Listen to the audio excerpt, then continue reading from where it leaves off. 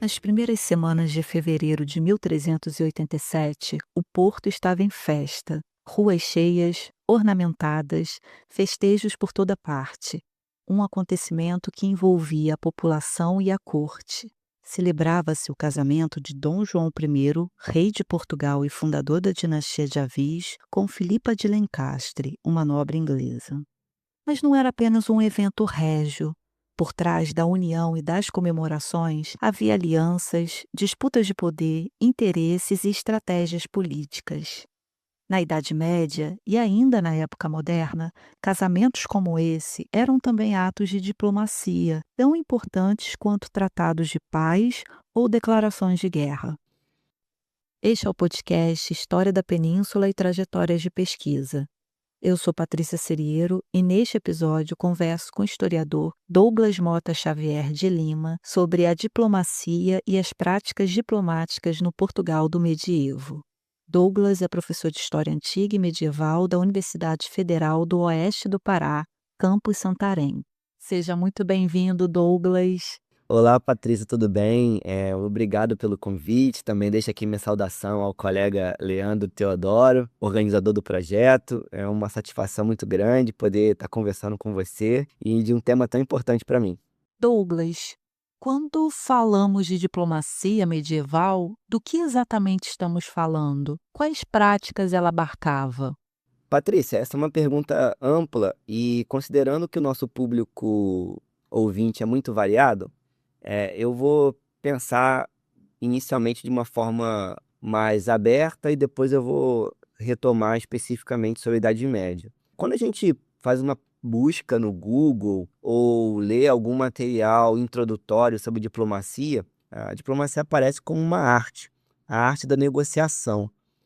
A gente pode observar que essa é uma definição, uma tentativa de definição muito aberta, muito ampla, mas que remete já a uma dimensão da negociação relacionada à diplomacia.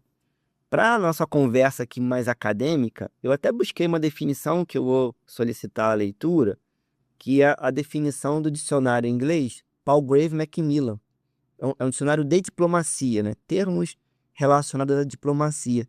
Ele define a diplomacia dessa maneira. Eu vou citar: a condução das relações entre os estados soberanos por meio de funcionários baseados no país ou no exterior, sendo estes últimos membros do serviço diplomático de seu estado ou diplomatas temporários. A diplomacia é, portanto, o principal meio pelo qual os estados se comunicam entre si, permitindo-lhes manter relações regulares e complexas. É o sistema de comunicação da sociedade internacional. Fim de citação. Essa é uma definição mais acadêmica e eu considero ela muito mais aprofundada para que a gente possa estabelecer alguns contrastes e algumas comparações para pensar a diplomacia medieval. E nesse caso, ainda que essa definição seja muito focada nos estados, ela nos dá alguns caminhos para definir o que seria essa diplomacia medieval. Eu destacaria alguns pontos. O primeiro deles, talvez, é que a diplomacia medieval não é uma prática institucionalizada.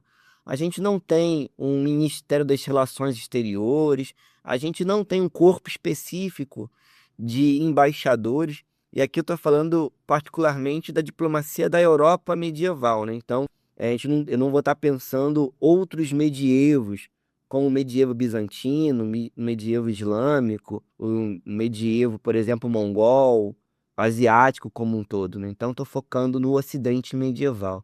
Eu posso também considerar que não existia, né, como eu disse, esse corpo de embaixadores fixos, embaixadores permanentes. Não existiam as embaixadas fixas, como a gente tem no mundo contemporâneo. Não existia essa figura do Estado soberano, por meio desse conceito de soberania que vai aparecer na Idade Moderna. E nem é possível, e aqui eu faço uma distinção importante, separar essa dimensão pessoal do poder, e aqui ligando os vínculos de consanguinidade, os vínculos de parentesco, para essa dimensão institucional, né? Então, isso é algo que permanece na Idade Moderna e nos ajuda a entender o que é essa diplomacia medieval. Eu também destaco, já tentando concluir essa possível resposta, que a diplomacia é uma prática muito antiga. Então, a gente tem alguns registros sobre a diplomacia que recuam ao terceiro milênio antes de Cristo. A gente pode falar de um sistema diplomático já no segundo milênio, talvez o mais famoso da antiguidade seja o sistema de Amarna, as trocas entre os impérios mesopotâmicos, hitita, egípcio, né? Trocas constantes de cartas por meio da linguagem cuneiforme, por exemplo. Então, essa diplomacia, que a gente pode chamar de uma diplomacia anterior à Westfália, uma diplomacia antiga e medieval, ela é muito rica. E então, nesse quadro que eu tentei aqui criar algumas referências, tanto dialogando com a diplomacia moderna e contemporânea, né? Ou seja, pós-século XVII, e a diplomacia antiga, eu tentaria definir a diplomacia medieval como o conjunto de atividades de representação, de intercâmbio e de negociações políticas, realizadas em nome de um poder junto de outros poderes. Essa é uma definição que vem aparecendo com certa frequência na historiografia. Ela está ligada à obra do Stéphane Péquinot, provavelmente, talvez, eu vou dizer desde a tese dele é de 2009, mas antes da tese ele já conseguia mobilizar muito esses estudos de uma nova história da diplomacia medieval. Então, em torno da obra do Péquinot, de tudo que ele já construiu desde então, a gente pode falar de quase 20 anos, essa definição vem sendo incorporada por vários estudiosos da diplomacia medieval. Eu gosto de incorporar a essa ideia do Péquinot a ideia da informação. Nós estamos acompanhando o cenário de guerra no Irã, nós estamos vendo a guerra também ali na Ucrânia com a Rússia. Então, em todos esses conflitos, a dimensão informativa, a espionagem, ela é muito importante. Então, alguns estudiosos, sobretudo italianos, Isabella Lazzarini, Filippo de Vivo, têm ressaltado esse papel da diplomacia na gestão, no controle, na manipulação da informação. Então, entender que necessariamente o embaixador e a embaixada, eles também estão levantando informações sobre o estrangeiro. Por vezes, eles estão manipulando informações. Então, é um caso português, já estou aqui me adentrando em alguns casos, se me permite, para dar materialidade. A gente tem uma embaixada que Dom João envia ao condado da Holanda, em que ela tenta criar uma ideia de guerra, como se ela fosse uma embaixada para uma declaração de guerra, mas na verdade era uma fake. A embaixada nitidamente era para gerar rumor, e esse rumor ajudar a desviar a atenção de onde iriam as armadas portuguesas, que iriam para Ceuta. Então, essa dimensão da diplomacia oficial, não estou dizendo a diplomacia oficiosa do espião, mas mesmo dessa diplomacia oficial para gestão, manipulação e controlar a informação, vem sendo muito estudado. Então, eu acrescento a essa ideia que eu apresentei do Péquinot, tanto essa dimensão informativa, quanto a dimensão propagandística, comunicativa da diplomacia, que é a ideia aqui muito ligada aos estudos de mídia, ciência política, que vão nos levar a pensar essa dimensão cerimonial, ritualística, e como que os poderes, ao exercerem a diplomacia, eles também trabalham essa dimensão propagandística, por exemplo, numa embaixada, numa recepção, num banquete, numa festa, e assim por diante. A sua pergunta, e eu prometo que eu vou concluir a primeira pergunta, ainda falou sobre a questão das práticas, né? Que práticas essa diplomacia medieval abarcava? Eu diria que ela, em geral, ela envolve o envio de embaixadas e, consequentemente, selecionar um conjunto de embaixadores, mensageiros. A gente pode conversar mais sobre isso, né? Talvez uma diferença entre o mensageiro e o embaixador. Ela envolvia a troca de correspondências, né? Então, a gente tem uma produção epistolar interessante relacionada à diplomacia. Parte dessa produção epistolar vai estar relacionada a um conjunto documental que eu me dediquei a pensar sobre ele nos últimos anos, que são os relatos de embaixadores, os diários de embaixadores. Então, também são um ponto interessante. Nós temos ao longo do medievo, ainda que seja uma prática que ela vá reduzindo, que são as vistas reais, né, o termo ibérico, mas são os encontros diretos entre os monarcas, sem intermediários, né, sem a figura do embaixador como representante.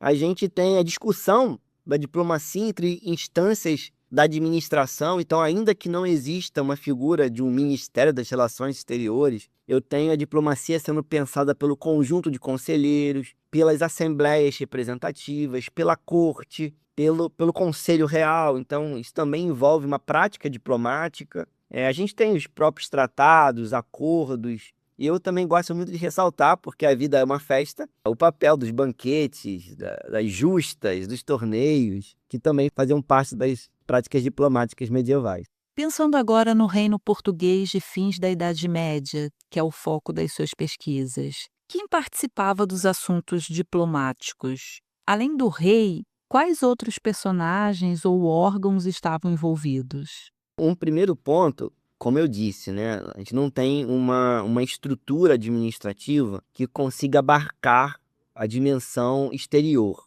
Isso não existe. Isso vale para Portugal, mas vale também para outras unidades políticas da Europa. E aí cabe também o nosso ouvinte ter em mente que a gente está falando de uma pluralidade política, e essa visão está orientando a minha perspectiva. E quando eu penso em pluralidade política, eu estou pensando em múltiplos poderes. A forma como a Espanha está explorando o antigo regime, a forma como a gente pode pensar um poder mais pactuado no Ocidente medieval. Mas, além disso, a gente está pensando que existem monarquias, reinos, a gente tem o império, a gente tem federações de cidades, a gente tem o papado, a gente tem ordens militares, a gente tem ducados, condados, marquesados. E mesmo dentro dos reinos, por exemplo, um duque português, ele constituía um embaixador. Então, quando a gente pensa que, até a definição que eu falei anteriormente sobre a diplomacia ser uma relação entre poderes, é nessa dimensão política de sistema político. Então, tendo essa perspectiva de fundo, o rei é um ponto institucional que decide sobre a diplomacia. É bom enfatizar isso porque o sistema político da monarquia, no caso da monarquia portuguesa, ele gira muito em torno do rei. Mas o rei não decide sozinho. E aí eu venho com a resposta à sua pergunta. O estudante da educação básica, por vezes, aquele que não está muito ligado aos estudos antigos e medievais e mesmo modernos, tem uma visão que eu vou chamar uma visão simplista ou simplória do absolutismo francês ali, que é um rei que toma decisões sozinho. Não é isso que a gente tem, e não é essa orientação que informa a minha visão sobre a política medieval e moderna, como eu falei. Então, nesse sentido, a gente vai falar da chancelaria, né, o papel-chave da chancelaria, e aí essa instância da administração pública, da administração régia, ela já está bem desenvolvida no Ocidente, pelo menos do final do 12 para o 13. Então, quando eu trabalho com 14 e 15, início do 16, eu já tenho uma chancelaria bem estabelecida, né? A gente tem uma memória do reino, a gente tem os arquivos nacionais se formando, os arquivos régios. Em Portugal, o Arquivo Nacional, que vai ser o atual Arquivo Nacional Torre do Tombo. Então, a chancelaria, ela faz a preservação dos documentos. Por isso, a história diplomática é muito próxima da outra ciência, que é a diplomática, o estudo dos diplomas, né? Então, a chancelaria, então, ela organiza essa questão da guerra, da paz, das alianças, dos acordos comerciais, dos acordos matrimoniais. Então, essa dimensão que orienta a negociação, a preservação dos documentos, a gente tem uma instância ali que é fundamental, a chancelaria. Nós temos duas instâncias fundamentais que são de assessoramento. Pode parecer uma definição simples, mas eu vou tentar argumentar que não é, que elas assessoram os monarcas, que a gente tem as cortes, né, ibéricas, mas que na verdade são o parlamento, ou as assembleias representativas. O nosso ouvinte escolhe o que ele quer usar.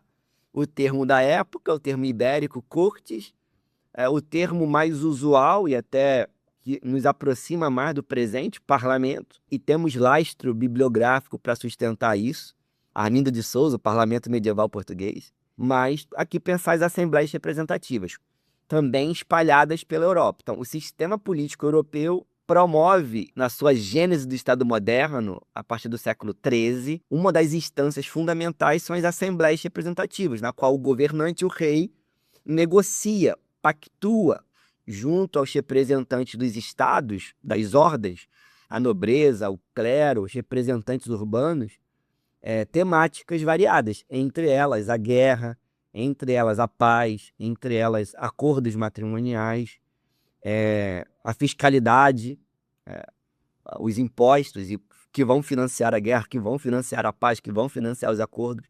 E a outra instância é o conselho, né? O conselho talvez ele recue mais no tempo, e em geral a historiografia entende que o conselho medieval ele remete ao que a gente pode falar de um feudalismo. O ouvinte que me conhece sabe que eu não gosto muito do conceito de feudalismo, mas daqui a ideia desse dever vassálico do concilium e auxilium, né? Então, a ideia do conselheiro que aconselha.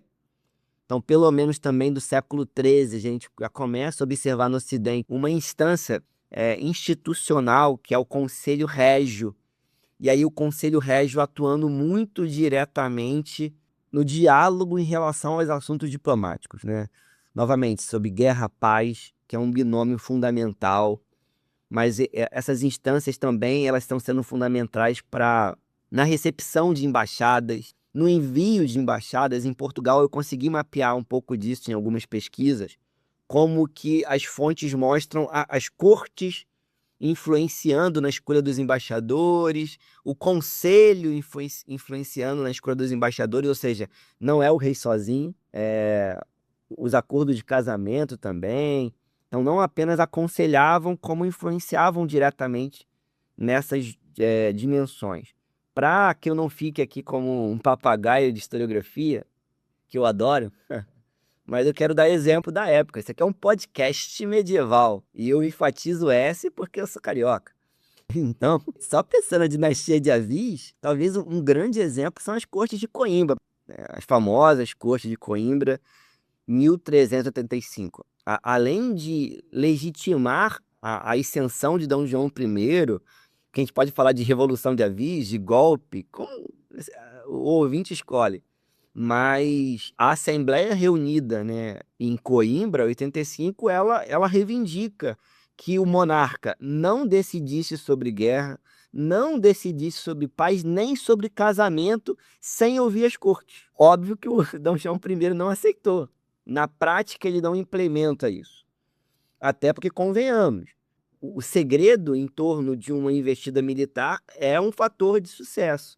Então, se você reúne representantes do reino inteiro para discutir, olha, eu estou pensando ano que vem atacar uma praça lá no norte da Ásia, o que vocês acham? Vocês estão de acordo? A chance dessa informação vazar e o inimigo se proteger é muito maior. Então, eu considero que esse pedido das cortes era um pouco impraticável em termos de gestão da guerra, em termos até de negociações diplomáticas, o famoso mercado matrimonial. Mas a reivindicação é muito interessante, né? A Assembleia Representativa ela quer ser não apenas consultiva, ela quer ter um poder mais decisório, especialmente nesse momento de tensão e de mudança dinástica, é a mudança de poder. A gente também pode lembrar, eu falei aqui, dei o exemplo, mas é 1415, conquista de Ceuta. Se a gente for ler o Zurara, que é o grande cronista desse período, o Zurara passa alguns capítulos iniciais da crônica narrando o cuidado do Dom João I em ouvir seus conselheiros. O rei não pode decidir a guerra, por estranho que pareça a um ouvinte que não seja de medieval, não esteja habituado ao medievo, mas o rei medieval não decide a guerra da sua cabeça, sozinho, vou fazer a guerra porque eu não gosto, né? Ele tem que ouvir seus conselheiros. Então, esse ideal que está ligado aos espíritos de príncipe, está ligado a uma tradição antiga, greco-romana, veterotestamentária e mesmo muçulmana, ela está ali mobilizando essa referência do que é o monarca da Baixa Idade Média. E na hora de fazer a guerra contra a Ceuta, né, o primeiro passo da expansão marítima, Dom João I ouviu. É lícito fazer a guerra ao muçulmano? Eu posso fazer a guerra em Granada ou posso fazer a guerra no norte da África? E os conselheiros vão opinar. Algo muito parecido ocorre em Tanger, cerca de 20 anos depois, 1437, quando os portugueses perdem no norte da África, o famoso desastre de Tanger. A gente tem essa documentação no livro dos conselhos, a gente tem um pouco disso na crônica de Rui de Pina, que é Dom Duarte ouvindo os seus conselheiros, que são os grandes homens do reino, e recebendo pareceres escritos sobre a legitimidade da guerra aos mouros. Então, essa dimensão do conselho orientando uma decisão que está diretamente ligada à diplomacia, ela aparece com muita evidência no Portugal quatrocentista. Eu acrescento como última resposta, e eu não vou entrar na questão dos embaixadores, né? Quando você fala quem participava, eu estou entendendo que é uma questão mais institucional. Então, eu não vou falar das individualidades, mas assim, para concluir, eu penso que é importante a gente pensar nesse exemplo de Tanger, que para além do conselho enquanto instância, que tem uma rotina de trabalho como ofício, a gente tem o conjunto de grandes nobres do reino, que são os membros da família real, são os grandes condes, os duques, são eles que vão ser ouvidos pelo Dom Duarte, né? Eles são os verdadeiros homens da guerra. Então, quando a gente pensa diplomacia na Idade Média, mesmo no século XV, a gente tem que pensar essas redes políticas em que a monarquia ela depende do poder de mobilização desses nobres para conseguir levantar tropas suficientes para fazer a guerra, por exemplo, no ultramar, para fazer a guerra contra Castela, o vizinho, para levar uma frota na cruzada contra os turcos, se for o caso. Então, essa mobilização, ela levava o rei a convocar cortes, levava o rei a discutir com seu conselho régio e a ouvir os grandes homens do reino, que são também conselheiros. Você mencionou a figura do embaixador. Como eram escolhidos os embaixadores no reino português?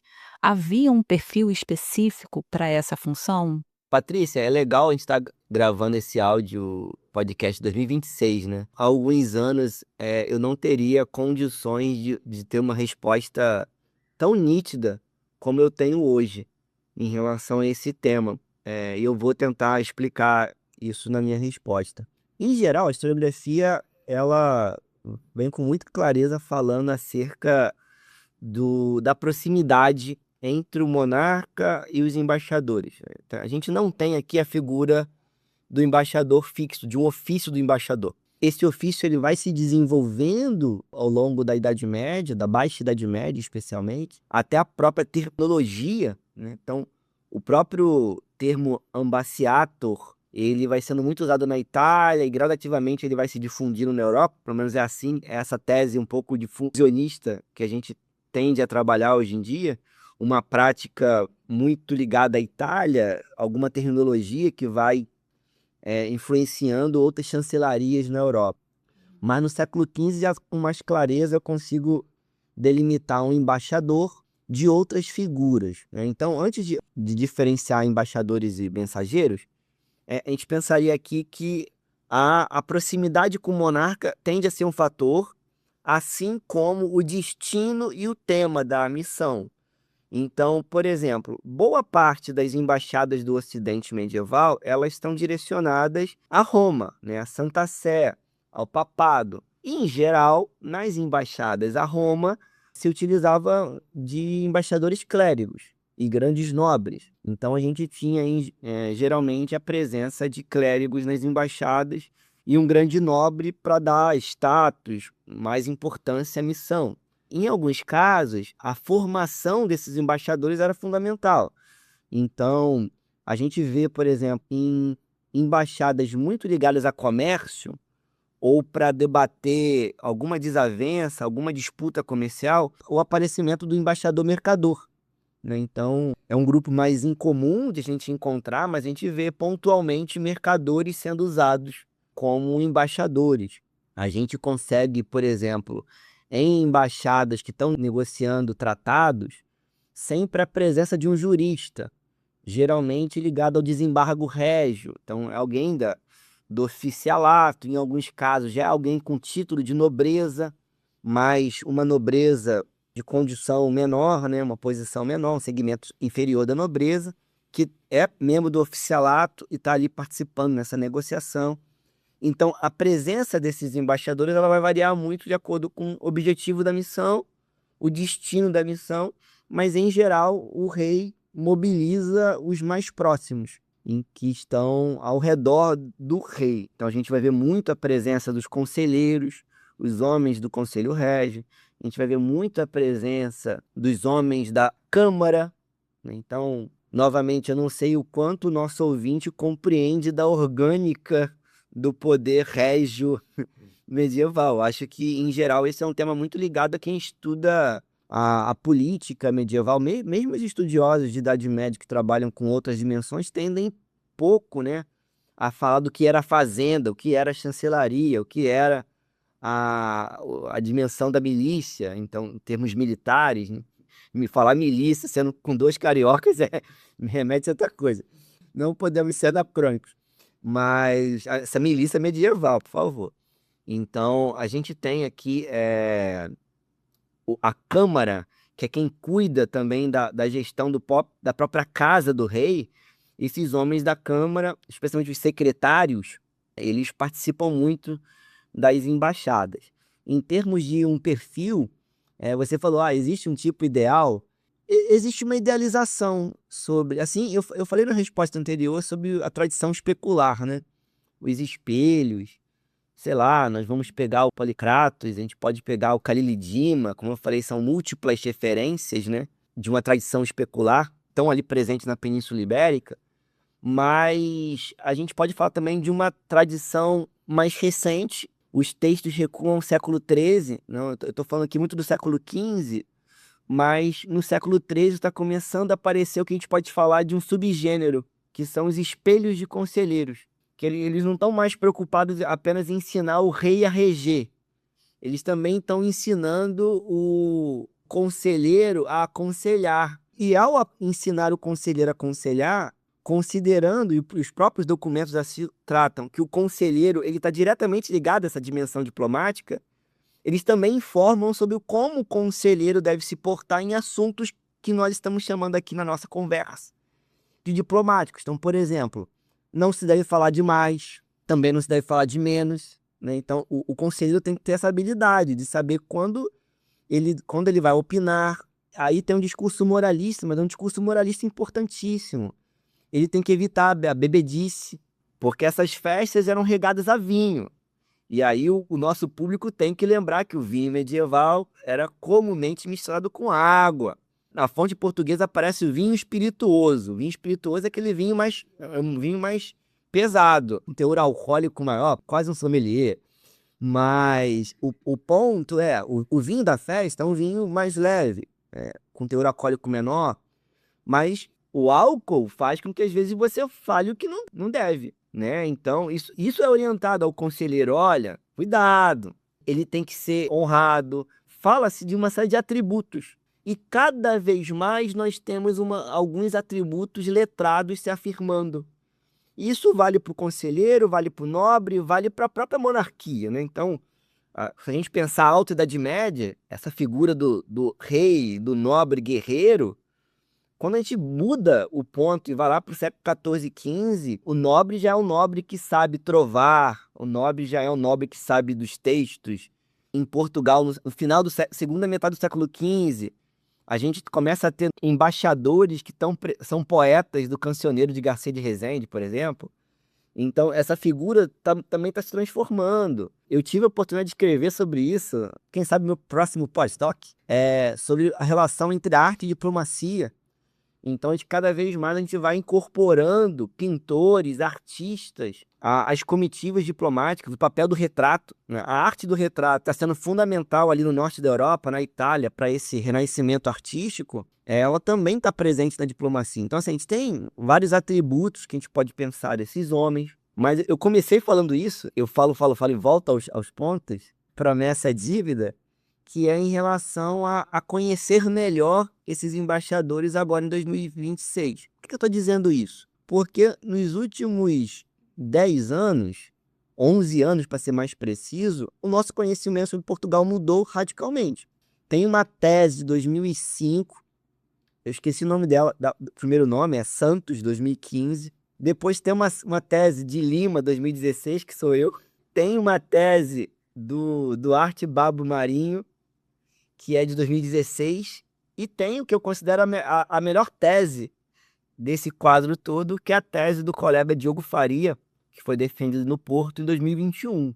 E esse conjunto de teses, principalmente, a meu ver, a tese do Diogo Faria, disponível online para o interessado, no repositório do Porto, ela consegue nos oferecer uma compreensão muito ampla, porque todos esses trabalhos foram baseados na prosopografia. Então, quando a gente lê os trabalhos dos anos 80, dos anos 90, sobre essa história social do Estado medieval, em que começava a se fazer a prosopografia dos conselheiros, a prosopografia dos parlamentares, a prosopografia de uma série de grupos, em geral, por exemplo, François Zotran dizia a dificuldade de fazer uma prosopografia dos embaixadores, porque eles não eram um grupo para a gente poder criar carreira. Mas isso foi superado. Então a gente tem trabalhos para a Europa como um todo, Stéphane Péquinot, por exemplo, que eu já citei, mas em Portugal de 2015 para cá, entre 2015 e 2021, a coisa mudou muito. Então hoje a gente conhece mais de 70 embaixadores em termos de microbiografias. E ao conhecer microbiografias de quase uma centena de embaixadores, é possível falar em perfil. É possível falar em atributos, é possível falar em vínculo social, é possível falar em carreira, é possível falar em como o exercício de funções diplomáticas potencializou a ascensão funcional. Então a gente consegue perceber que alguns clérigos que eram prelados e que atuaram em várias e várias missões e se aproximaram da monarquia, chegaram a cardeal. Então, provavelmente, essa atuação diplomática, esse vínculo com Roma, favoreceu a ascensão ao cardinalato. A gente tem o grande caso, João Fernandes da Silveira, que se tornou barão de Alvito, no reinado de Dom Afonso V, em que ele era, se não me engano, ele era um prelado, depois ele passa, acho que ele sai da estrutura eclesiástica, começa a ascender e termina a vida como barão. Ele é o principal embaixador do século XV português, ou um dos principais.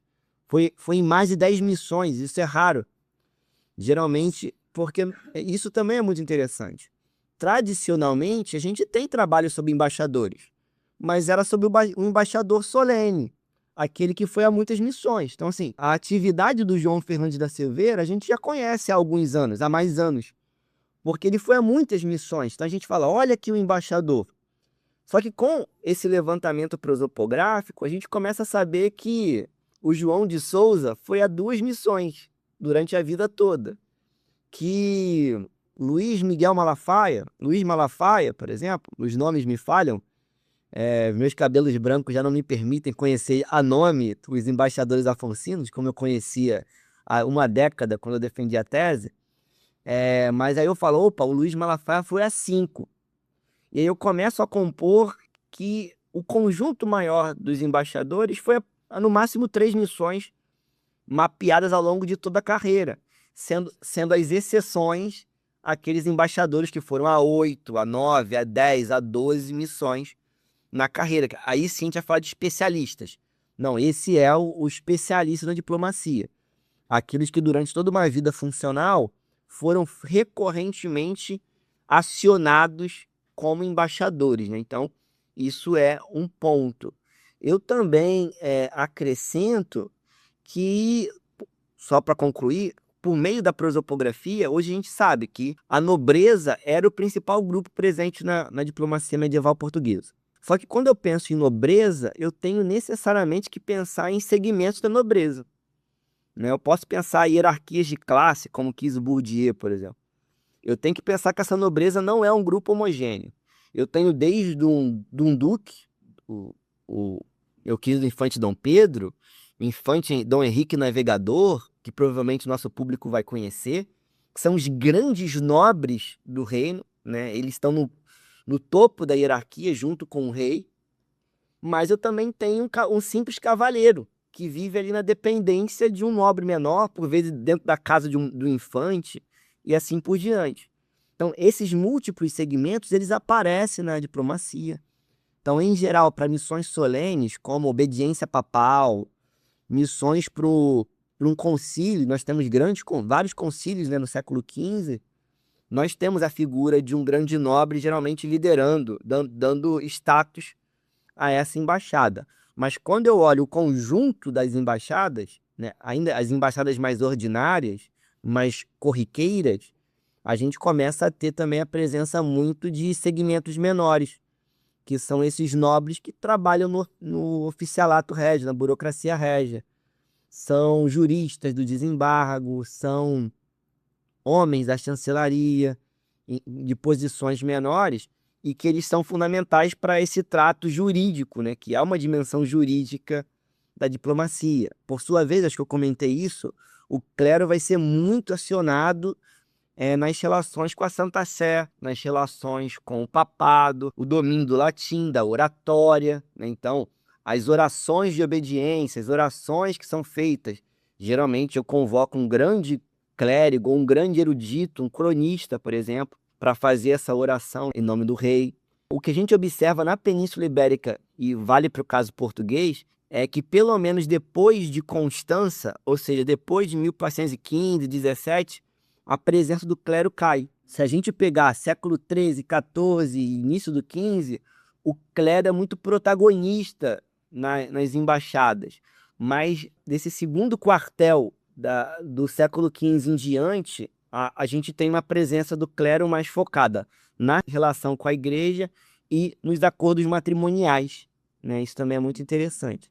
E pontualmente, a gente vai encontrar judeus, muçulmanos sendo convocados como embaixadores, especialmente muçulmanos nas negociações com autoridades muçulmanas do norte da África.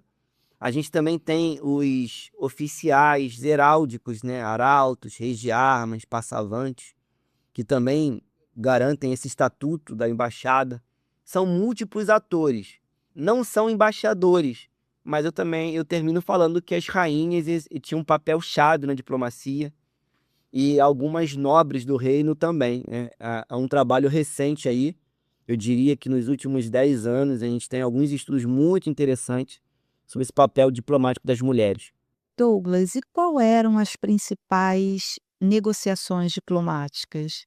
Se eu pensar as principais negociações em termos do que se negociava, eu vou dizer que guerra, paz, casamento. E isso muda pouco em relação à antiguidade, né? Semana passada eu estava dando aula de antiguidade, já organizando essa semana. Eu dou aula de história antiga também, vou falar sobre o sistema de Amarna, por exemplo. O sistema de Amarna negocia diretamente muito casamento. Eu acho que até mais do que guerra e paz. E no medievo, boa parte das embaixadas tem como motivação essa reprodução da linhagem. E vamos lembrar que, para o nosso ouvinte que não necessariamente está acostumado com uma cronologia do medievo, lá no século XIII, a igreja está definindo e redefinindo essa questão dos impedimentos de parentesco, né? Vamos lembrar do Concílio de Latrão, quarto Concílio de Latrão, de 215, né? Que, acho que, se não me engano, estabelece para quarta geração como impedimento para o casamento entre cristãos. Isso obriga a uma lógica de casamento que saia da comunidade, saia da família. Então, isso vai, então, consequentemente, mobilizar muito essas negociações matrimoniais na Europa. Eu também acrescento que, como eu falei, né, um tema é pacificar.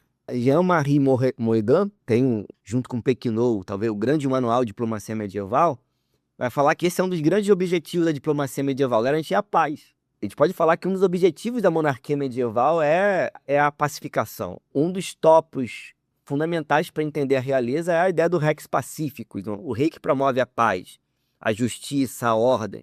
Então, a pacificação é um objetivo da diplomacia medieval. A gente tem um estudo para Portugal, Flávio Miranda tem um trabalho fundamental sobre esse tema, que é a diplomacia comercial. E então a gente pensar também que o comércio, os acordos matrimoniais, a resolução de litígios, curso, pirataria, taxações, colônias de mercadores, por exemplo, portugueses, no norte da Europa, em Londres, na França, tudo isso envolve uma dimensão diplomática. Eles têm que negociar acordos, tratados, segurança. Então, são os grandes motivos, eu diria aqui, de cabeça. Para Portugal, óbvio, vou acrescentar um outro motivo que é o ultramar. Inegavelmente, de Ceuta em diante, a gente tem uma tratativa constante da diplomacia portuguesa sobre o ultramar. E quando eu penso no ultramar, eu estou pensando, eu posso atacar, por exemplo, Marrocos? É legítimo?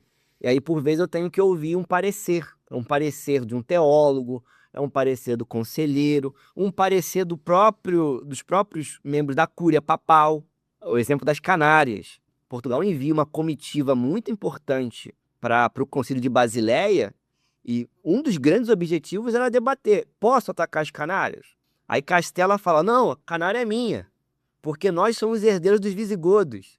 Aí Portugal fala: não, não, não, eu estou atacando a parte das Canárias que nunca ninguém foi lá. E essa negociação ela é disputada junto ao papado. Os intelectuais junto ao Papa vão oferecer pareceres sobre isso. E aí, é legítimo ou não Portugal atacar as Canárias? E a decisão vai ser que não. O Papa chega a dar uma bula, depois revoga a bula.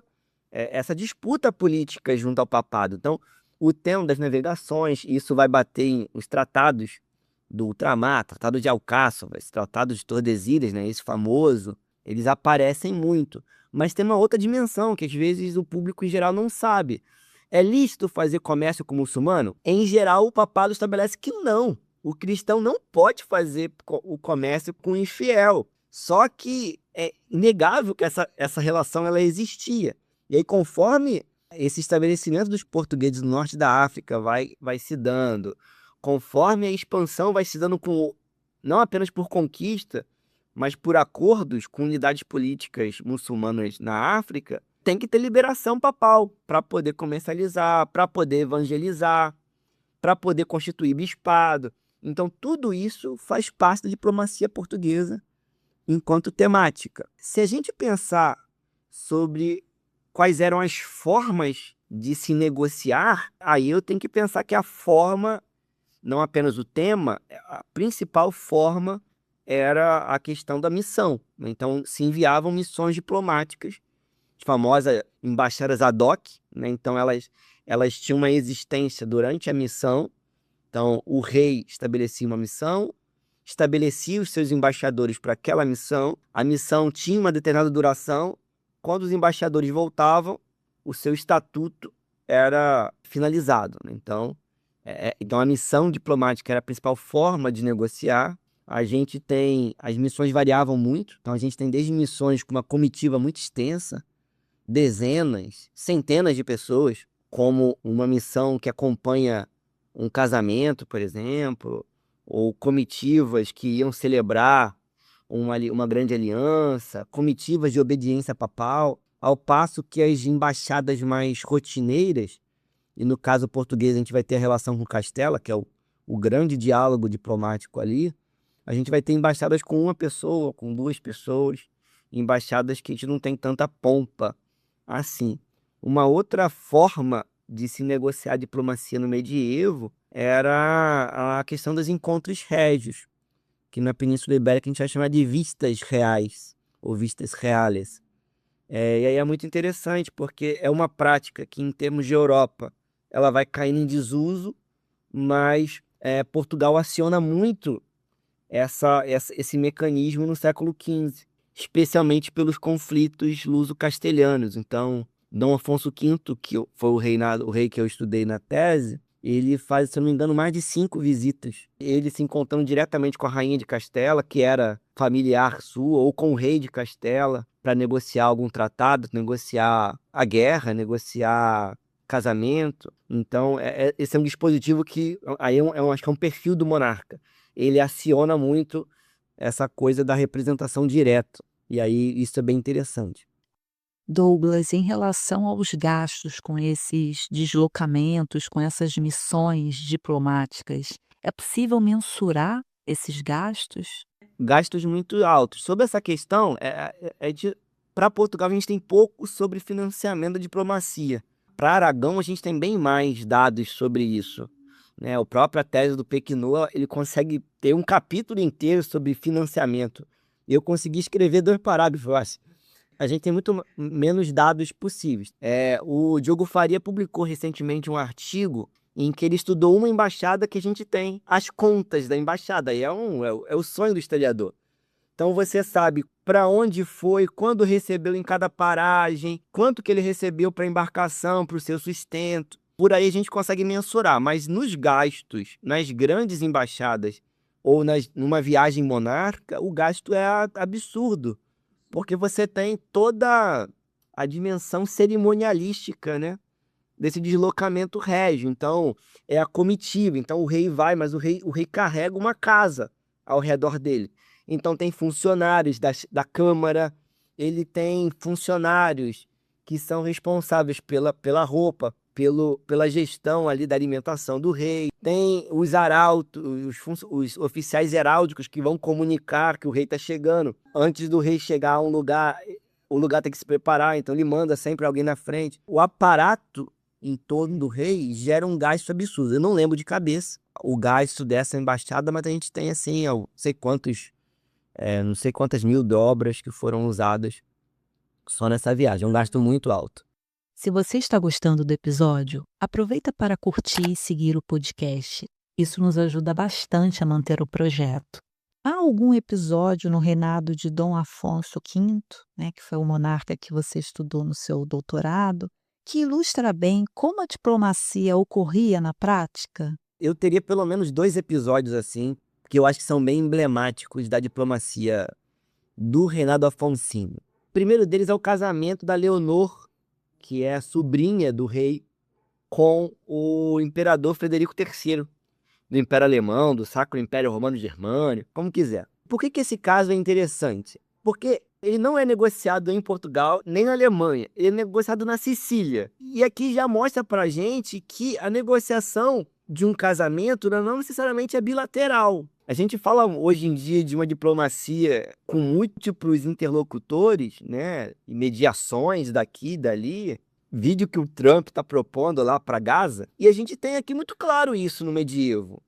É uma negociação de uma aliança matrimonial entre Portugal e o Império, mas quem está promovendo e agregando todo mundo é o Alfonso V, homônimo, né, de Aragão e Sicília, que é o rei aragonês, que a essa época Aragão, na Península Ibérica, dominava a Sicília, e os assuntos sicilianos eram mais importantes até na sua gestão, então ele ficava lá, ele ficou muito mais tempo na Itália do que na Península Ibérica. Então, a negociação ocorre na Itália, os embaixadores estão indo para lá para fazer as tratativas, a coisa se resolve, e aí, para poder finalizar o acordo que foi estabelecido na Itália, se decide que o imperador ia delegar alguém para isso, e aí ele escolhe clérigos, como eu tinha falado. Esses clérigos fazem uma viagem longa pelo sul da França, atravessam o sul da França, sul da Alemanha, sul da França, entram na Península Ibérica pelos Pirineus,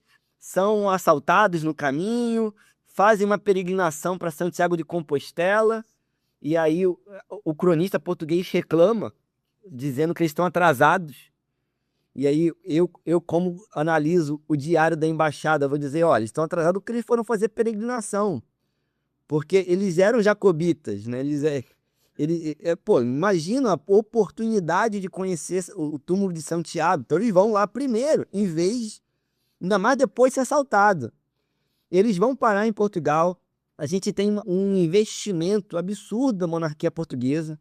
Eu escrevi isso, então é o que eu realmente defendo, que o programa cerimonial que a gente vai observar em 1450, ele está muito mais próximo do programa manuelino do que o programa do avô dele, que é o Dom João I. Quando a gente observa as festas para o casamento de Dom João I com Filipa de Lancaster, final do século XIV, quando a gente pega o casamento da Isabel, que é o grande casamento da primeira geração de Avis, com o Filipe o Bom, o Duque da Borgonha, a festa ela é muito mais comedida quando comparada aos anos 50, que a gente tem vários dias de festa, a gente tem teatralização, a gente tem animais exóticos, a gente tem banquetes, a gente tem justas, torneios. Então, assim, há um investimento absurdo, há uma comitiva que leva a nova imperatriz ao encontro do imperador na Itália, para se encontrarem em Siena. A comitiva sofre com piratas no Mediterrâneo, enfrenta desafios climáticos, a negociação ocorre muito, o casamento efetivamente, né, ocorre em Siena, com o Enéas Silvio Piccolomini, que vai ser papa futuramente, né? E aí a gente tem isso preservado em Siena, então tem a Colonna del Portogallo, está lá construída até hoje em Siena.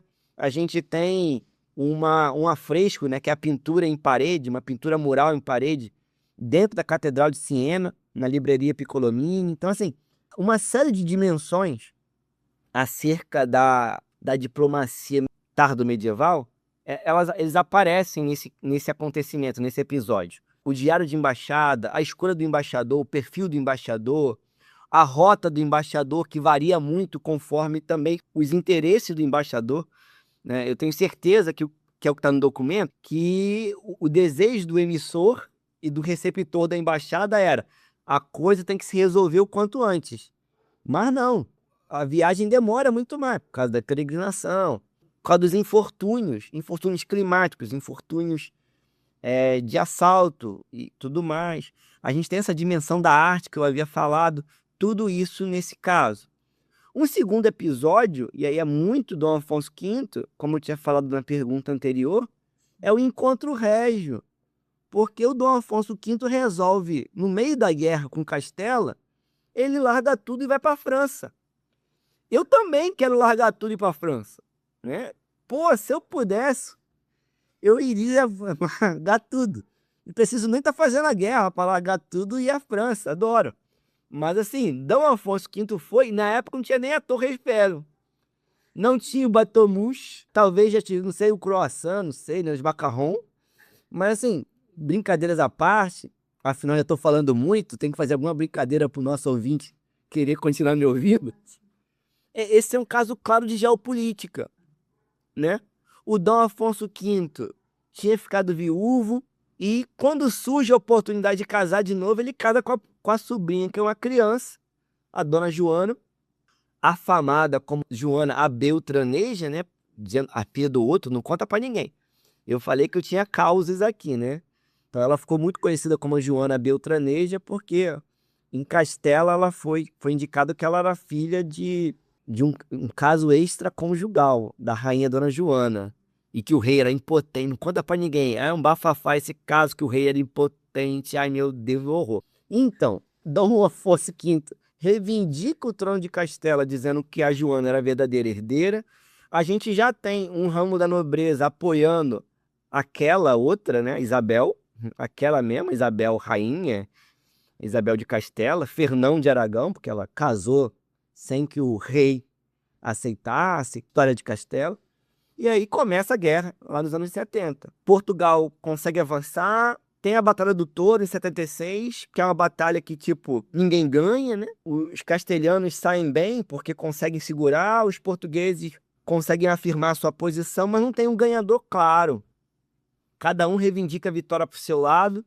E nesse cenário, que é uma disputa entre facções da nobreza de Castela, o poder aragonês, que estava ali associado já por meio de Fernando de Aragão, Navarra já tinha se ligado ao reino de Aragão anteriormente. Então a gente tem uma disputa ali ibérica. Qual que era o grande ator que tem uma interferência na política ibérica e que podia desequilibrar essa guerra? A França, né? Luís XI, né? A França disputava o Roussillon, aquela região ali dos Pirineus com o Aragão. Então a França nesse período estava com uma série de disputas, animosidades com o Aragão. Então, Dom Afonso V envia embaixadas para negociar um acordo militar, um acordo de paz e de aliança militar. E para fazer a coisa ser efetiva, ele fala: eu vou. E ele vai embora do meio da guerra, deixa o filho dele, futuro Dom João II, o príncipe Dom João, e viaja para a França. Então, assim, ele não fez só um encontro régio nas fronteiras do reino, ele foi. E aí, nesse caso, ele se coloca numa situação vulnerável, atravessa várias cidades francesas e praticamente mal se encontra com Luís XI. Ele chega a encontrar com um parente, que é o Carlos Temerário, filho da tia dele. Olha o bafafá de família aí. A essa época lutava contra a Borgonha, estava lutando muito com a monarquia Valois, né, francesa. Então, ou seja, ele é o mediador da pacificação entre o sobrinho Carlos Temerário e o rei francês. Mas o rei francês, na real, enrolou Dom Afonso V. Evita se encontrar com o monarca português. O Dom Afonso V vai gastando e volta desiludido, né? A ponto que até ele, durante algum tempo, se perde, pessoas perdem, ele foge. E a cronística narra um rei muito abatido na sua volta ao reino. A partir ali já vai negociar a paz. Ou seja, esse projeto geopolítico ele deu com os burros na água, como disse, os mais velhos. É uma questão geopolítica. Eu tive a oportunidade de escrever há alguns anos um artigo sobre isso, que, a meu ver, essa desilusão ou esse desgaste ou esse cálculo equivocado relacionado à viagem do rei está muito não na conta do rei, está na conta dos embaixadores. Porque os embaixadores que foram, documentação aparece que eles voltaram muito entusiasmados do que viram na corte francesa. Ou seja, consequentemente, como representantes, eles disseram: ó, vai lá, cara, vai dar certo. Nós fomos lá, nós negociamos, tá tudo em ordem. Se você for, vai ser bom. E aí o rei foi. Acho que, se eu não me engano, é o Olivier de Lamarche, ou Philippe de Comines, que é o cronista francês, narra que o rei não conhecia as artimanhas do rei francês, não conhecia a corte francesa. E aí, para mim, é o meu argumento do artigo, a falha não é do rei, a falha é do embaixador. Porque uma das funções primordiais do embaixador, como eu falei lá no início da nossa entrevista, era coletar informação. Então, quando o embaixador ele não consegue ter sensibilidade, ou ele não consegue coletar bem informação, ele informa mal o rei. E ele, se informa mal o rei toma mais decisões para o reino. Então, eu entendo que aqui há uma... Eu tento limpar a barra do Dom Afonso V, eu acho que é uma responsabilidade muito grande dos embaixadores. Então, mais uma vez, acho que esse é um caso emblemático que mostra para a gente formas de se negociar, a embaixada e o encontro direto. A gente tem uma questão geopolítica clara, que é a disputa da França e os reinos ibéricos sobre o trono de Castela. A gente tem relações familiares, o que mostra muito da diplomacia interprincipesca da Baixa Idade Média. E a gente tem essa dimensão do desempenho dos embaixadores, que eu acho que deixou muito a desejar nesse caso. Douglas, e qual foi o papel da diplomacia no fortalecimento do poder régio português? Olha, talvez seja uma das perguntas mais difíceis de tentar sintetizar. E olha, público, observe, eu acho que eu sintetizei nas outras. A pessoa está falando a beça e acha que agora eu não vou ser sintético. Olha só o perigo. Mas assim, é uma pergunta que ela se abre a múltiplas possibilidades. Eu acho que a primeira contribuição é a legitimação dinástica. Porque, assim, quando a gente estuda Portugal, e aí, especialmente no meu recorte, final do 14 e 15, eu estou pensando na dinastia de Avis. A dinastia de Avis surge de um nobre bastardo, né? Então, o Dom João I, mestre da Ordem Militar de Avis, ele era o filho bastardo do rei Dom Pedro I, não é o nosso, tá, ouvinte? É o primeiro de Portugal. Ele é filho bastardo do rei Dom Pedro. Ele é um dos muitos candidatos na crise de sucessão portuguesa, né? Quando Dom Fernando morre. Então a gente tem o marido, o rei de Castela, que é marido da filha legítima do monarca português. A gente tem a rainha regente, a gente tem os irmãos de Dom Fernando, que são irmãos legítimos de Dom João I, e tem o rei do mestre de Avis, que vai receber apoios e, mais do que apoios, vai ganhando guerras. E ele consegue ser um dos partidos que vai ascendendo e chega à realeza, né? Corte de Coimbra, Batalha de Aljubarrota. Mas no plano diplomático foi fundamental legitimar isso. Afinal de contas, uma série de tratados foram quebrados, né? Uma série de princípios jurídicos foram quebrados ali. Essa ideia de que o povo pode escolher seu governante, ela precisou ser justificada, né? João das Regras está aí para isso, mas ela precisou também ser negociada externamente. Então a gente tem embaixadas com Castela, a gente tem embaixadas com Papado, e nesse processo de legitimação foi fundamental a aliança com a Inglaterra. O grande colega Tiago Viúla Faria é talvez o maior especialista recente sobre as relações anglo-portuguesas no século XV, Tratado de 14 e 15, né? Tratado de Windsor, por exemplo. Então, assim, é uma aliança militar, mas que vira uma aliança linhagística. O rei bastardo de Portugal casa com a Filipa de Lancaster, irmã do rei inglês, filha de um talvez o segundo homem da nobreza portuguesa, João de Gand. Então, assim, é um casamento de peso muito grande, uma linhagem de muito poder na Europa do período. Então, é um casamento muito relevante para a dinastia. Logo na sequência, os filhos legítimos dessa união. A gente tem um casamento de Dom Duarte com a filha do Fernando de Antequera, em Aragão, a Leonor de Aragão. A gente tem o grande casamento da Isabel com Filipe o Bom, o principal duque da cristandade, casou com uma portuguesa.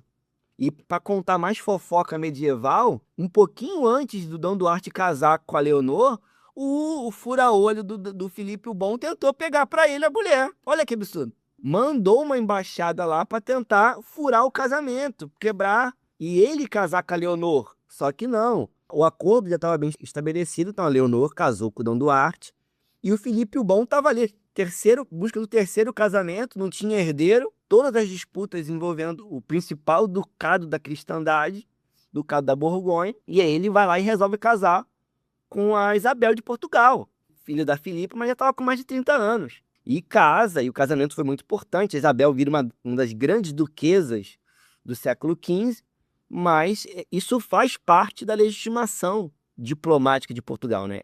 Esses casamentos. E o casamento que eu mencionei, né? O casamento da Leonor com Frederico III, com o próprio Império. Então, Portugal é um reino periférico da Europa, e consegue se estabelecer nesses vínculos dinásticos por meio dos casamentos, por meio de acordos. Então, isso é um exercício da diplomacia que contribui para o fortalecimento do poder real português. Eu falei anteriormente sobre a expansão. Então, a gente tem Ceuta, a gente pode falar de todas as bulas, como eu mencionei, a legitimação da presença no norte da África, os direitos que foram negociados em Alcáçovas, Tordesilhas. Então, isso também faz parte, né, da afirmação dinástica.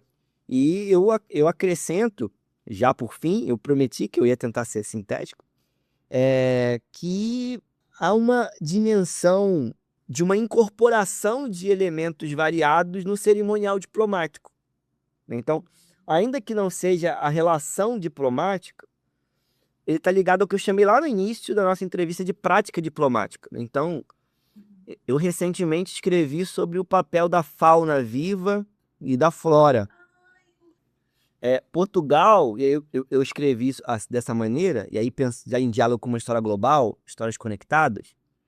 Se a gente for pensar na Eurásia e na Afro-Eurásia, a troca de presentes, o uso de animais como presentes diplomáticos, ela faz parte da cultura política da Afro-Eurásia, desde a antiguidade.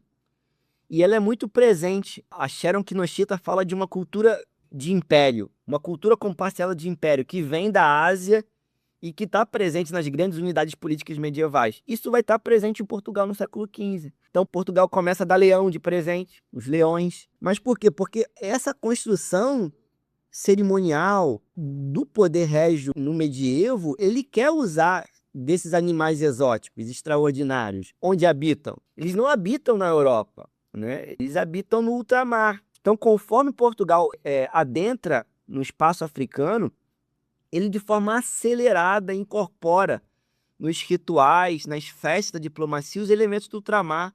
Então a gente vai ter elefante. Como não lembrar do Tristão acompanhando um elefante em Roma no século XVI? Sabe? No século XV a gente volta a ter elefante nas cerimônias monárquicas portuguesas. E isso é Roma. Isso é longa duração, isso é usos do passado para os moderninhos. Cara, a gente tem os animais, os pássaros, o marfim africano vai sendo muito incorporado como presente diplomático. As procissões, as festas, as encenações passam a representar negros africanos com frequência, passam a representar os homens da Canária com sons, objetos. Então, assim, essa também é uma dimensão que eu coloco como diplomática, porque ela está presente nessa dimensão cerimonialística, propagandística da monarquia e que está diretamente ligado à recepção de embaixadores, às celebrações de casamento, que eram momentos em que a monarquia se expressava para o reino e para fora, né? Então, eram momentos muito importantes e esses elementos eram usados lá. Então, eu diria que por essas vias, é possível pensar como que a diplomacia fez com que Portugal se tornasse uma grande referência do século XV, né? A formar o Império Marítimo, é a Era de Ouro de Portugal. Douglas, entre os inúmeros documentos estudados por você, há os diários de viagens dos embaixadores. De que forma esse tipo de documento pode contribuir para os estudos sobre a diplomacia medieval? Acho que, em primeiro lugar, eu gostaria de lembrar que literatura, diários de embaixadas, relatos de embaixadores, foram fontes, em geral, muito negligenciadas na formação da história científica. Então, para o nosso ouvinte ter ideia, em geral, quando se estudou a diplomacia medieval, século XVII, XVIII, XIX, boa parte do século XX, ela foi estudada por meio dos tratados, das procurações, dos memorandos, dos salvo-condutos, das contas financeiras, né? Os textos jurídicos. Mas quando nós pegamos esses diários, esses relatos de embaixadas, a gente tem um leque da diplomacia que se abre. E eu vou tentar aqui exemplificar. Em primeiro lugar, a gente consegue pensar as rotas. Essa foi uma preocupação minha num estágio pós-doutoral recente, de pensar o caminho dos embaixadores. Porque, assim, como eu falei anteriormente, usando o exemplo do Nicolau Lankmann, de Wallenstein, um embaixador alemão, ele tinha um objetivo da missão muito claro: ir a Portugal, receber acho que palavras de futuro, tá embolando na minha cabeça, a Leonor como esposa e levá-la até a Itália. Essa era a missão dele, com clareza. Isso foi estabelecido, não foi nem estabelecido no Império, foi estabelecido na própria Itália antes. Não estava ali muito claro o que deveria fazer aquele embaixador. Mas ele escolhe fazer uma rota que o levou a Santiago de Compostela. E essa rota o colocou em perigo e ele foi, durante alguns dias, sequestrado. O diário explicita isso. Fala dele indo a Santiago, fala de quando ele estava na Itália já, ele deixando o grupo, a comitiva diplomática, e indo visitar um ermitão. Então, assim, essa dimensão que a gente pode chamar de agência do embaixador, como que o interesse pessoal se sobrepõe ao interesse funcional, ele aparece lá. Por exemplo, pode acontecer da Patrícia ir a um evento acadêmico, eu não faço isso. E, porventura, a Patrícia ir ao evento e, durante o evento, também ir a outros lugares, a um museu, por exemplo, né? A um centro cultural. E isso é comum, por exemplo, nos eventos acadêmicos, em que eu vou lá apresentar um trabalho, ao passo que eu escuto o colega, eu frequento, por exemplo, outros espaços culturais daquela cidade. Então, o diário permite fazer isso. Recentemente, eu orientei um TCC sobre uma embaixada de Florença, saindo de Portugal, só por um exemplo. Uma embaixada de Florença ao Cário Mameluco, e o embaixador narra a dificuldade que ele tem de negociar, do perigo que ele sofre. Ele tem que quase se esconder num fundaco. Então, assim, algumas dimensões desse cotidiano da embaixada, eles vão aparecer no diário. Eles não aparecem no memorando, mas eles aparecem no diário. A gente tem uma preocupação do embaixador, em alguns casos, em tentar mostrar que ele está fazendo o trabalho dele. A embaixada pode dar errada, mas ele fez o dele. O Roger Machado, que muitos entendem que é um português, que era um arauto, um rei de armas, para ser preciso, inglês, ou seja, ele atua na Inglaterra, mas muitos historiadores entendem que ele era natural de Portugal. Ele faz uma missão importante a Castela e a Espanha já, e a Portugal, final do século XV. E ele descreve que, ao chegar em Castela, em algumas cidades ele foi muito bem recebido, em outras ele não tinha nem alojamento, mas que ele fala, eu resolvi porque eu conhecia de Londres um mercador, e aí eu fui falar até ele, consegui um bom alojamento para nossa comitiva. Então, assim, é uma autopromoção, claramente. Então, assim, por quê? Porque a cada missão que esses homens iam, eles conseguiam presentes, conseguiam benefícios, conseguiam novos rendimentos. Então, essa dimensão memorialística, ao mesmo tempo de apresentar serviço, aparece muito nos diários. O que mais eu posso falar? Eu posso dizer da própria cerimônia. Então, os embaixadores da Borgonha, que foram a Portugal negociar o casamento da Isabel, eles descrevem que na comitiva tinha um pintor. E o pintor, nada mais que o Jan van Eyck. Van Dyck, para ser meu holandês perfeito, meu holandês carioca, Van Dyck. Só um dos grandes nomes do renascimento artístico do norte da Europa. O Van Dyck estava lá para fazer o quê? Para pintar um retrato da Isabel. Eu, o historiador, que adora o fuxico, eu escrevi sobre isso em outro artigo, dizendo, olha, mais do que a fala e a percepção dos embaixadores, o Duque fez questão de ter um elemento visual, que é algo que está aparecendo com frequência já no século XV, que são os retratos. Ele queria saber se era formosa mesmo, porque os embaixadores estão dizendo, ela é muito formosa. Mas o cara pegou o maior pintor do reino e falou, vai lá e pinta o retrato para mim, meu irmão. Enquanto o Duque não viu o retrato, não teve acordo fechado. E o relato do embaixador descreve isso. Os embaixadores estão lá negociando e o Van Dyck pintando. Ele manda olha isso, manda 2 cópias do retrato, uma por mar e outra por terra, para garantir que chegasse, e os embaixadores ficam esperando, ó, meses esperando. Por quê? Porque teve que pegar uma embarcação e ir lá pro Mar do Norte para depois voltar. Opa, o Duque liberou, pode casar. Ou seja, a escolha não passa apenas pelo tato dos embaixadores, também está passando pela dimensão artística, pictória. Então, ainda que o relato não traga a imagem, ele nos dá a percepção da importância do retrato nessa negociação e dos trâmites que existiam ali. Os embaixadores mostram que, para além do que eles têm de contato direto com a infanta e na corte, que eles tentaram ouvir no reino qual era a fama da infanta. Porque podem dizer, olha o Douglas, ele é muito legal. Aí você vai ouvir do meu aluno e fala, não, o cara é insuportável. Meus alunos me amam. Ouvinte, por favor, meus alunos me amam. Mas o ponto é que, às vezes, a fama que você escuta ouvindo múltiplas vozes é diferente do que a própria pessoa fala, do que a família fala. Minha mãe acha que eu sou a coisa mais linda do mundo. Então, assim, e o diário fala sobre isso. O diário mostra que os embaixadores tentaram saber sobre a Isabel no reino. Eles ouviram, né? Então, essa coleta de informações que eu também tentei falar. E o diário traz isso. Eu também poderia acrescentar, não é um caso ibérico, mas é uma embaixada do Thomas Beckington, um bispo inglês, muito importante, inclusive, que exerceu algumas missões no contexto da Guerra dos 100 Anos.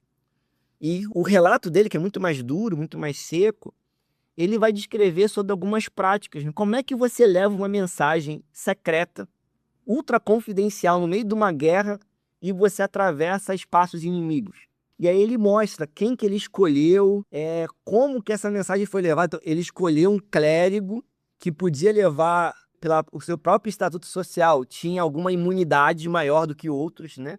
Do que mandar, por exemplo, um cavaleiro. Então ele escolhe um clérigo para tentar proteger. O clérigo amarra a mensagem numa roupa e tal, para tentar conseguir que aquela mensagem chegasse.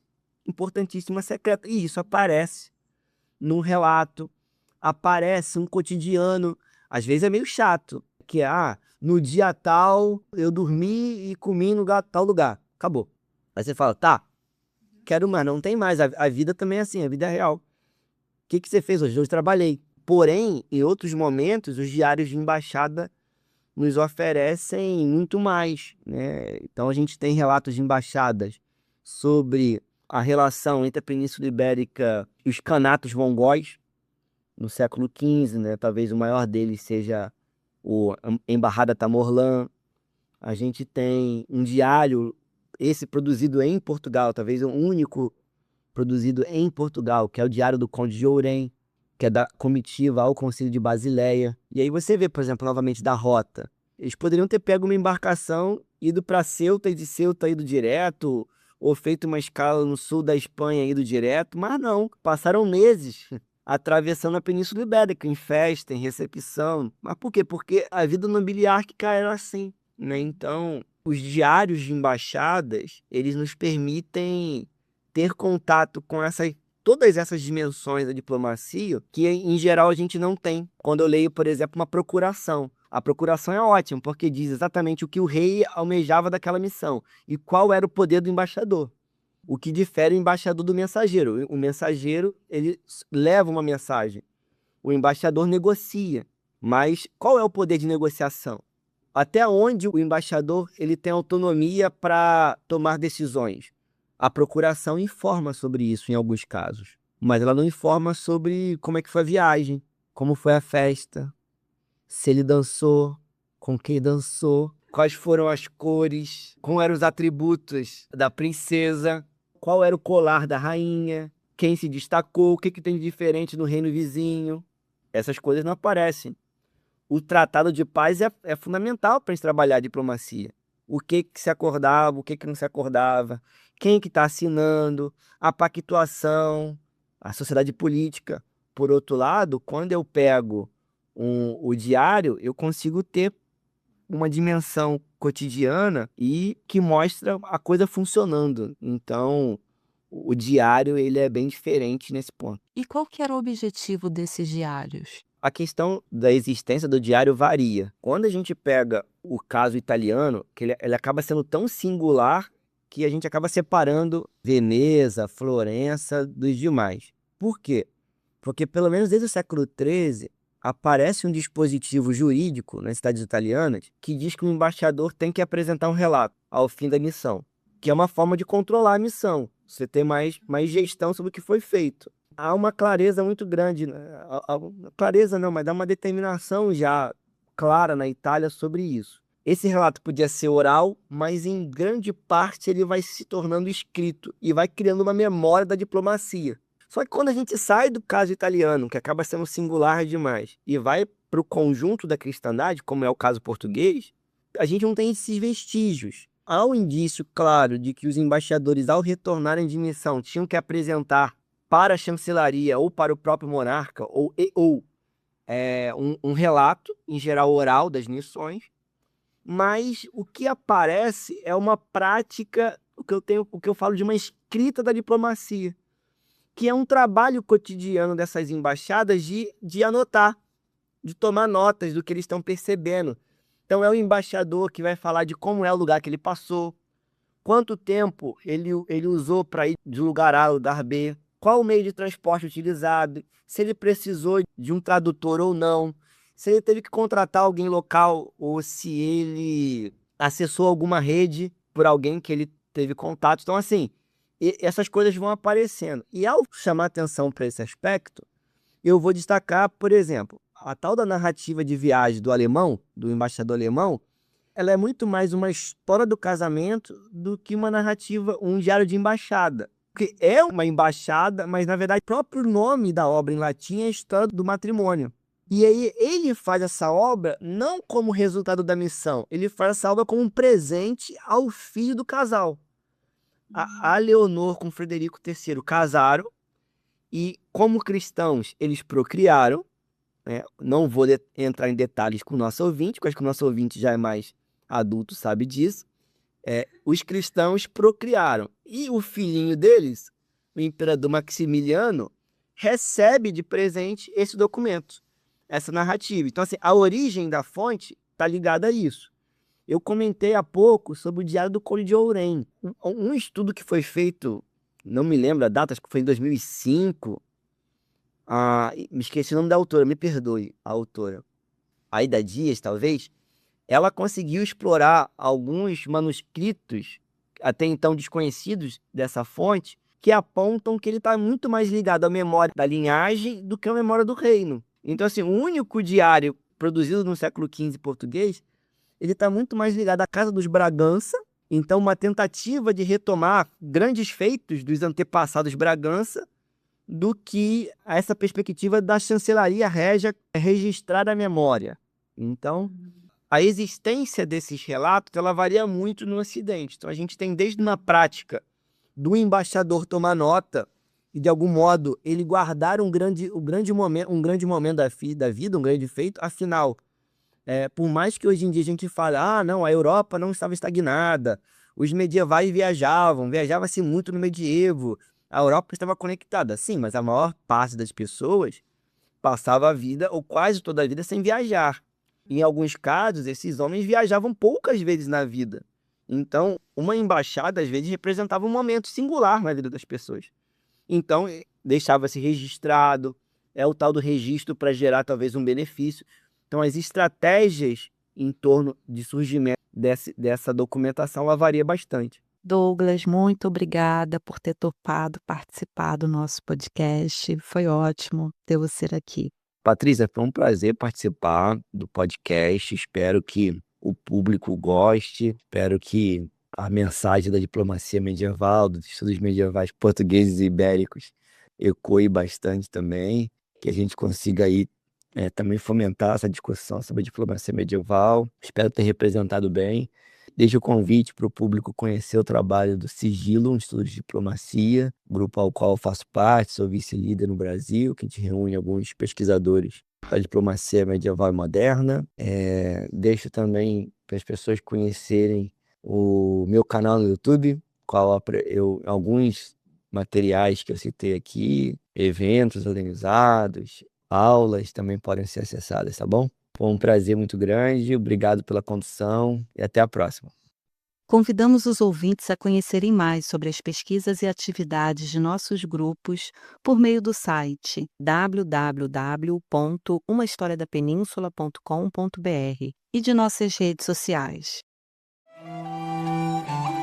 Participaram também da produção deste episódio a historiadora Bruna Dias Souza Freire, os mestrandos em História Roberto Caliani Janeiro Filho e Matheus Henrique Batista Lopes Ribeiro, e o professor livre-docente de História Medieval Leandro Alves Teodoro.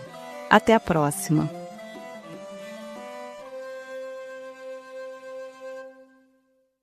História da Península e Trajetórias de Pesquisa é um projeto de extensão da Faculdade de Ciências e Letras da Universidade Estadual Paulista, Unesp, Campos de Assis, produzido pelos grupos de pesquisa O Ensino da Fé Cristã na Península Ibérica, séculos XIII, XIV e XV, e Instrução e Conversão no Mundo dos Exempla Ibéricos, Pilares da Moral Cristã.